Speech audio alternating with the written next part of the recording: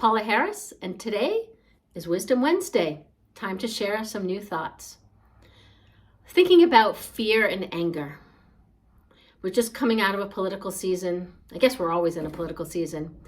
And we're motivated by fear and anger for the most part. Oh my gosh, this will happen. I'm so afraid. This is not going to be good. And we get so stuck in the possibility of what might happen, rather than choosing to live in the reality of today and seeing the hope that can be. Because when you live in fear and anger, you become a victim to it. And by now, hopefully you know, because you've watched a few of these, victimhood is no place to live your life. It is a very cruel place. Even if you've been dealt an unfair hand, being a victim will only lock you into despair. It makes me think of my friend Steve, who passed away recently. He lived 22 years with a debilitating disease, and not once was he a victim.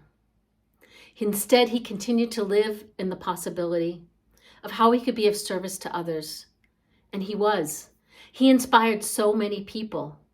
He could have chosen to be a victim. But even at the end, when he was sick, he didn't want to leave because he loved life with all the difficulties he's had. He wasn't mobile. He didn't want to leave his loved ones, and he didn't want to leave the possibility of what each new day still could bring. So if we live in victimhood, we're often measuring ourselves against the success of someone else. We think that it's a rose party, a rose garden somewhere else, and I'd be happy if I was over there, and I would be successful if that happened, instead of being angry because my neighbor, has a nicer car than me, or somebody makes more money than me. It doesn't matter. When you measure yourself against other people, their possessions, how they look, how they portray themselves to the world, which we know is not always the truth, you lock yourself into victimhood instead of celebrating what you do have. Because we are all gifted so much, and it starts between our temples. It's your mindset. So today I encourage you to live in the world of possibilities, to live in happiness and joy rather than fear or anger.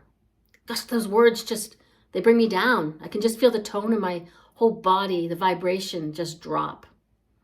So I'm going back to possibilities and hope. And may this day be filled with those for you, and may something magical happen for you today. This is another Wisdom Wednesday. Thanks for joining.